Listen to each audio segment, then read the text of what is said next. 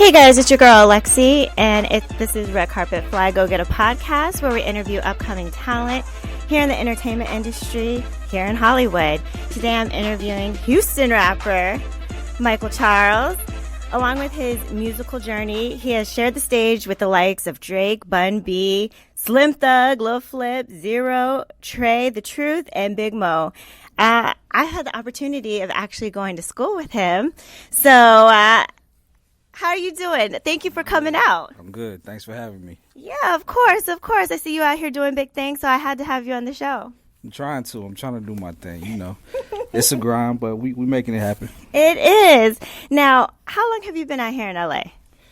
I've been in L.A. now for 7 years, since 2012. Yeah, so 7 years. Going on 8, but yeah, 7. Now, was it a big adjustment for you coming from Texas, and adjusting to this West Coast life? Yeah, because I didn't know anybody. So it's like in Texas, doing my music thing, I kind of had my network set up there. So I had to kind of come here and completely just rebuild. Yeah. But it was definitely a change. And then not just that, just being away from family and, things of that nature. It's a new life. Right. Now, do they come out and visit you often, or how does that work out? They've came to visit a few times, but more so I'm actually going back home. I go back home pretty frequently, so. Okay. Yeah. Now, how long have you been rapping? Man. I've been actually rapping. So, okay, are we saying rapping like doing it, like playing around with it, or like doing it as like, yo, this is really my profession? Yeah, okay, so let's do it both ways, because that was the next question I was going to ask you. So, how long have you been rapping professionally, and then when did you know that this is what you want to do? I think I've known this is what I wanted to do probably since I was like 14, 15. Okay. I remember being in like high school and some of my teachers finding my notebooks. This is back when I was just writing. I ain't have a beat. I didn't have I was just writing. Right. So I guess you could call it poetry, but in my head I was rhyming. But I would say professionally, like when I really knew, like, okay, this is it. This is all or nothing. Probably for definitely about 10 years now. Okay. For sure. Yeah. Yeah. And then, so what made you decide that rapping was this is for you? You have so many, I'm sure, rappers or anyone who's creative, they have so many creative avenues. What made rapping the thing for you? I guess starting out, it was more so, it was a feeling. I guess getting it out, it made me feel good. But I think for so long, you kind of have it to yourself. Nobody knows that you do it. Right. But once somebody slips up and maybe hear you and they like it, you're like, okay, maybe I could really do this. Yeah. So I think that's when it really, around that time when people start, hearing my music, I was like, I could really do this. I think I could really do this. Now, I know you have a new video that dropped today, Alibi. I heard it. It's hot. I saw the video, but I had a few questions about it. Now, in the video, the song itself, was it inspired by true events? Nah, I don't think it was inspired by true events, but I think it was inspired probably by things that I've seen or heard before. Okay. Yeah. Little Hollywood twist on it, but yeah. Because, when I heard the song, it made me think of when Cardi B said that when she was back in the day doing, stripping and stuff, that she would rob. Would rob her guys that she would, bring back to the hotel or bring back to her place. So I was like, oh, did that happen to you? Nah. It never happened to me, but see, there it is. I mean, these are stories that we've heard before. We've seen them in movies, so I just decided to talk about it.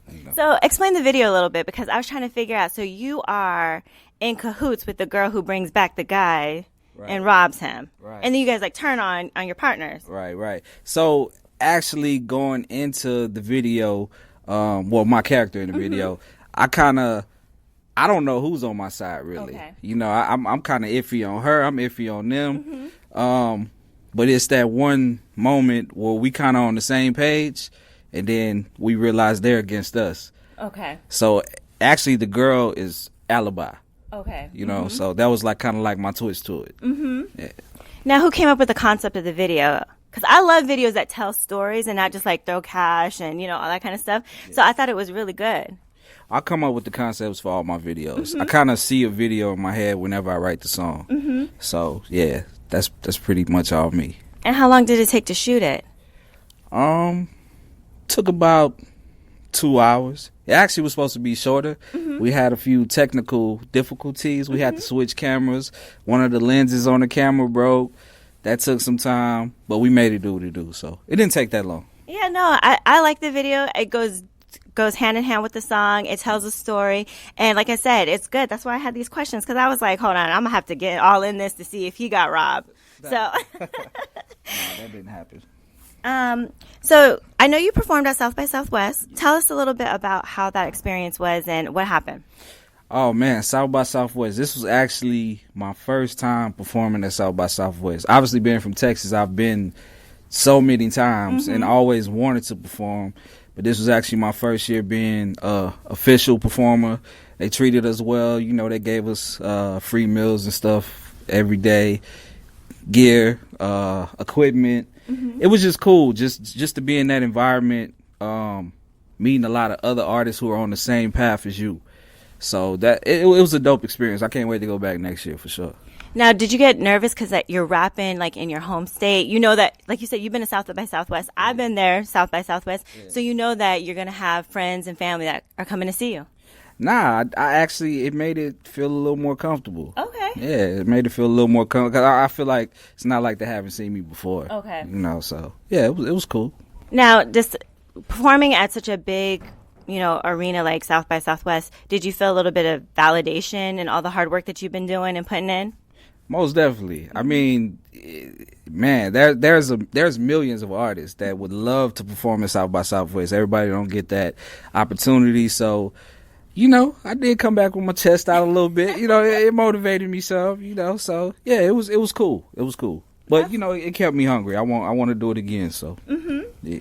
Now, I know you said that you have shared the stage with Drake, Bun B, Slim Thug. How did that come about? Just being around in Texas, just being around, grinding, doing my thing.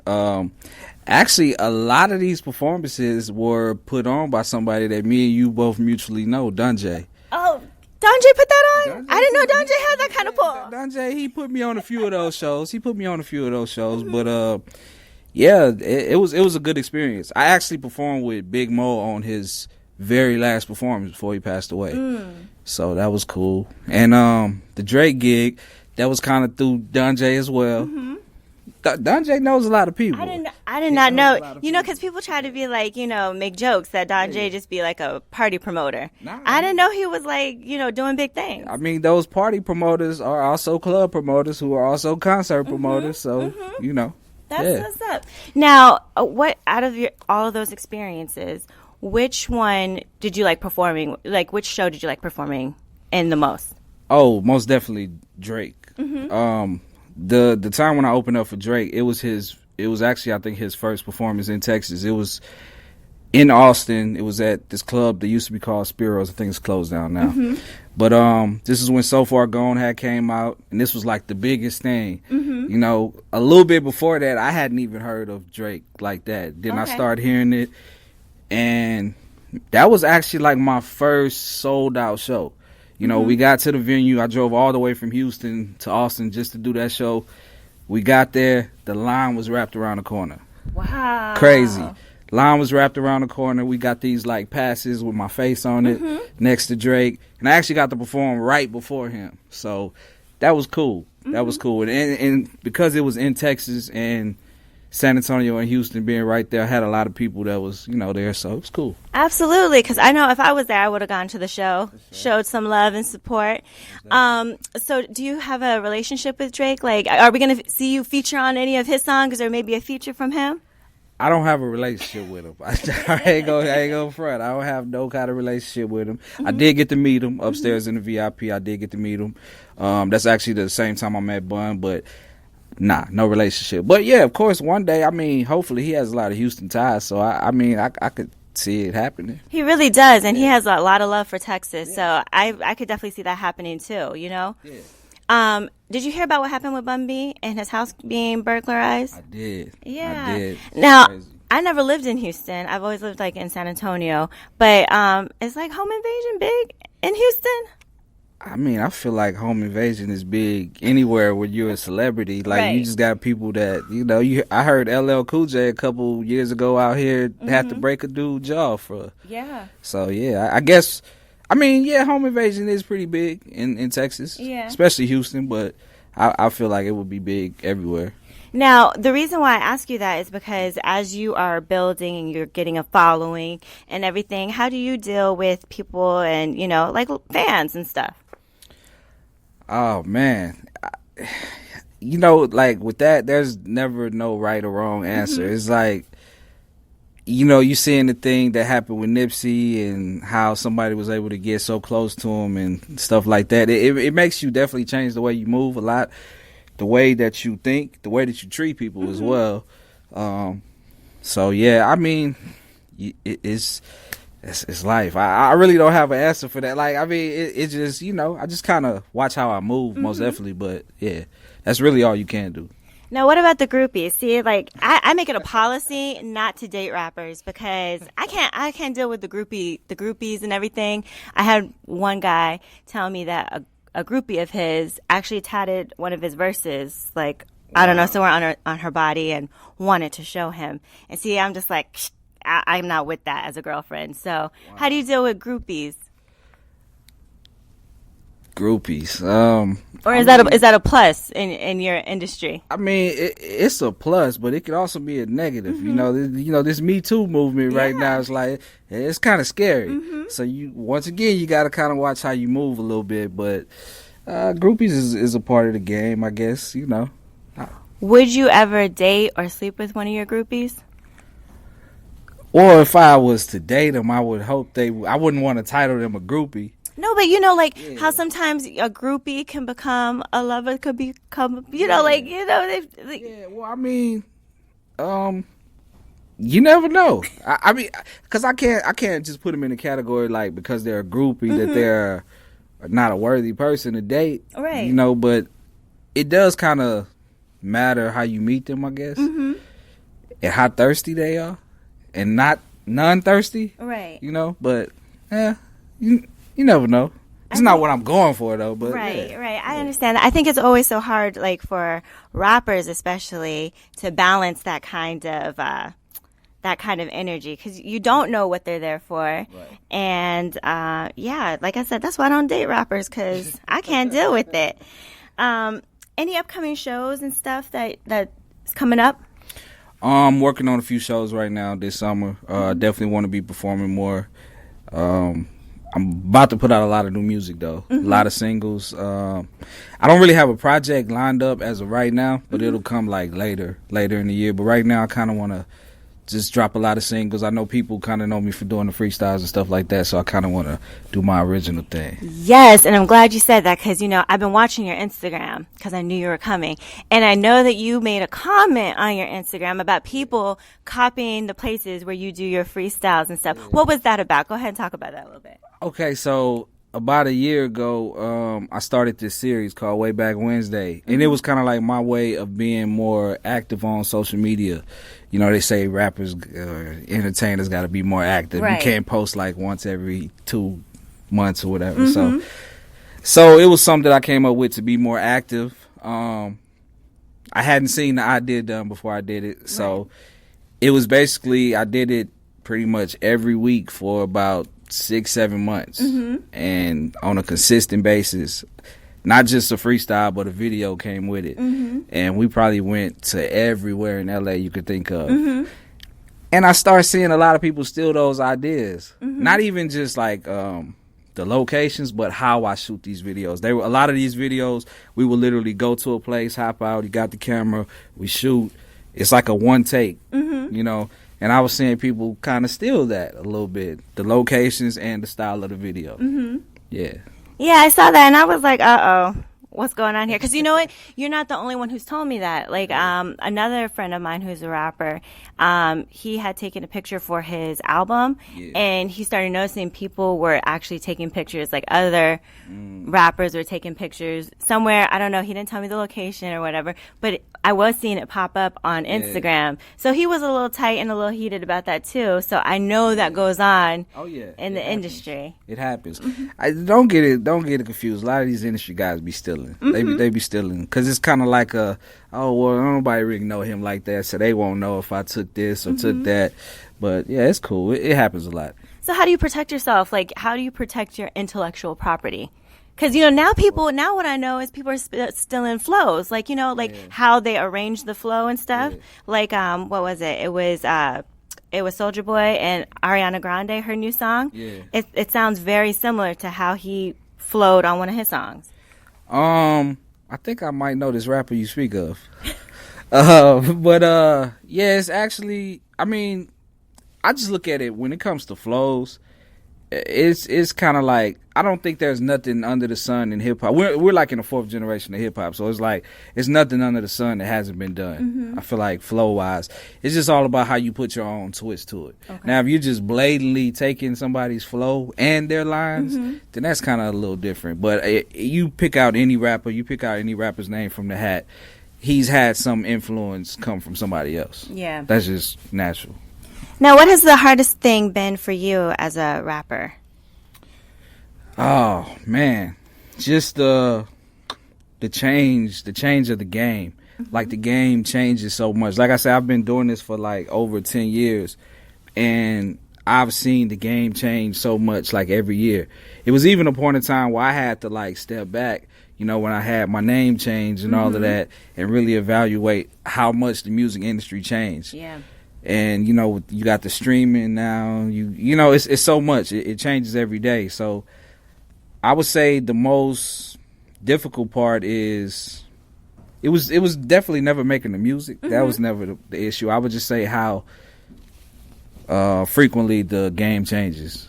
Now, I know that out on Hollywood Boulevard over there by like the Chinese Grauman, I know I see aspiring rappers passing out CDs and everything like that. How effective is that? Because I know I don't have a CD player anymore. Right.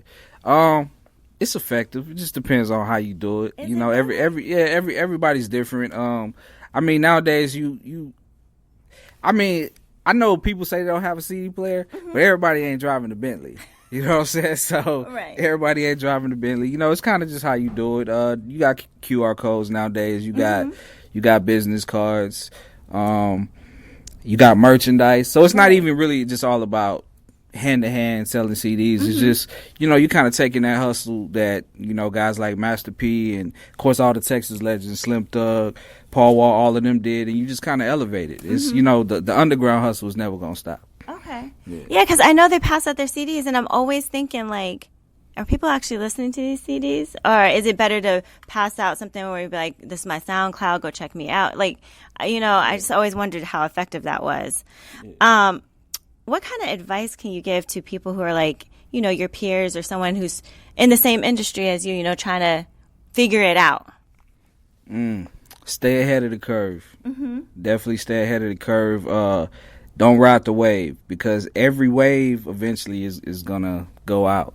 It's really all about, I definitely got to say, just stay ahead of the curve and be original, be genuine, because music is a feeling. So like when people hear music, you can kind of hear when somebody's not being genuine in what they're doing. And definitely hard work, you know what I mean? And that was another thing, to go back to your last question. I also, like, I feel like I've always been talented, but it was at some point in time that I didn't have the work ethic that I should have had, because I feel like my talent would override that. Right. So I just feel like, you know, just stay consistent, stay ahead of the curve, don't ride the wave, you know, just do your thing. How do you describe your rap style? You know, because I was listening to your rap and I was like, okay, are you like a conscious rapper? Are you like, you know, because we have like a wave of just like, I call them like hype rappers, you know, like Lil Pump and Tekashi, you know, they do like club hit songs, you know? So describe your rap style. I would say I'm a life rapper. Okay. I'm a life rapper. What I mean by that is I'm not I don't like to put myself in a box. I don't think there's just like one thing that I do. I feel like maybe being a conscious rapper would kind of be putting myself in a box, but you know, I got something that can get you through your Monday through Friday, but then I also got something that can get you through your Friday night and Saturday night. Okay. You know, so I do a little bit of it all. You know. Who's your biggest like music inspiration? Definitely Tupac. That's my favorite rapper of all time to this day. Jay-Z, of course, Nas. You know, all the Texas stuff. You know, being from right. spending time in Texas, we have our own culture. So it's like being there and seeing those guys. They were like our Jay-Z's and Nas's and stuff like that, because they were like larger than life stars in the region. So definitely, I'm influenced by everything Texas. You know what I'm saying? Now, see, that's what's so funny, because like I listened to Alibi, but I listened to some of your Way Back Wednesday, and I don't hear no Texas influence and none of that, because I was waiting to hear it, but I wasn't hearing it. So, with your music that you put out, are we going to hear some of those influences? I think you hear sprinkles of it here and there, but just coming up, I never wanted to just be labeled as a Texas rapper. Got it. You know, it's like Texas is such a big region where a lot of rappers find success in Texas and they never have to leave. They get rich, they never have to leave. And that's cool. You know, I'm not knocking what they doing, but I always had visions of taking my message globally. Right. You know what I'm saying? I feel like my music has mass appeal.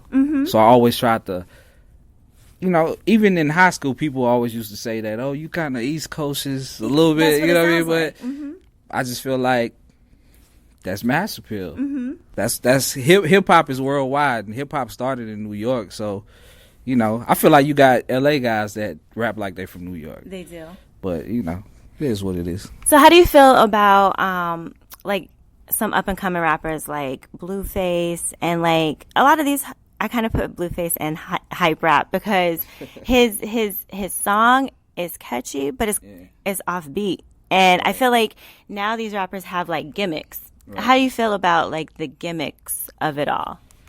Well, Blueface in particular, I mean, he works hard. Like, this dude is doing shows like every day, and that's goes back to what I was saying with the work ethic. Like, you know, guys might not be the most talented, you know, from the traditional hip hop standpoint, but if he's out working, everybody is obviously working. Gimmicks. I mean, I feel like since the 90s we had gimmicks. It was just different. Yeah, it was just. I mean, a lot of people would like to say Vanilla Ice or Hammer was a gimmick compared to the gangster rap. What was going on at the time I just feel like. Maybe it's getting a little worse than what it once was, but yeah, I feel like we always gonna have gimmicks, but all of that is gonna flow out, you know. Do you need to be a student of rap and rap history to be a rapper? I feel as if you should. I feel like it's just kind of having that respect, paying homage, and even if you're not, it's okay. But I just don't feel like you have to disrespect what came before you. Right. You know, because there's a lot of guys that don't know the history of hip-hop. And that's cool. You know, everybody didn't come up listening to it. But when you start coming in and disrespecting the ones that kind of paved the way, that's when I think people have a problem with it. Okay. So ghostwriters, do you ever see yourself having a ghostwriter? Never. I mean, you can't stay. How? Never in life. How you know, like, okay, Jay-Z, you know, he came from the projects and stuff, but then you start making money, right. Your environment starts changing. You can't keep rapping about the same stuff, you know? Right. How can you keep staying original, staying on top of it? To me personally, I don't see anything wrong with ghostwriters, but how you feel about it? I'm never having a ghostwriter. That's probably never going to happen. But as far as like if you're collaborating with someone on like a song, and it's like an R&B hook, or I mean, I don't sing, so quite naturally I can collaborate with somebody to that extent. But as far as writing my rhymes, And to answer your question of how I will feel like I will keep going is because, like I say, I'm a life rapper. So as long as I'm living life, I'm going to never run out of things to talk about. Life is only going to get either better or worse. And either one of them, you're going to make good music from that. You know, so, yeah. Okay. Where can people find you, and where can they find and download Alibi? I'm on Instagram, Facebook, all of that, at Mike Charles 311. That's the number 311, by the way. I'm on all streaming services, YouTube, all of that. So download Alibi right now, Spotify, Apple Music, all of that. You know, add it to your playlist too. We're trying to get them streams. Support your local hustler, man.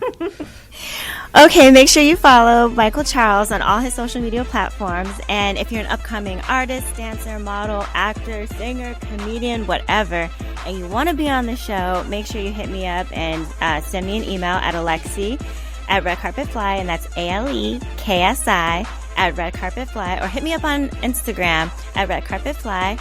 And until next time, always stay fly.